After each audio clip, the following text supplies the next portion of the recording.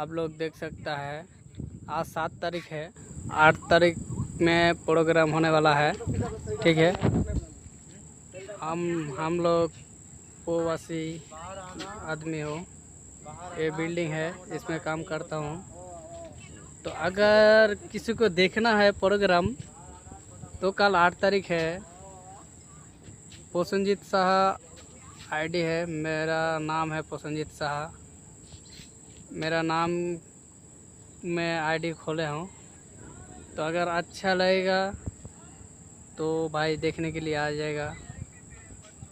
Live भी हो सकता है, लाइव भी चलाएंगे। तो अभी देख लो, अभी देखो कितना अच्छा से उसको लाइटिंग वाइटिंग टांग दिया है पूरा। ये हम लोग का बंदा है, ये लोग भी बनाता है वीडियो। अगर वीडियो अच्छा लगे तो लाइक करो, कमेंट करो, फॉलो करो प्लिज। ভাই বোনেরা আপনারা যেখান থেকে দেখছেন আমার ভিডিওটা যদি ভালো লাগে তো লাইক করতে ভুলবা না। Thank you.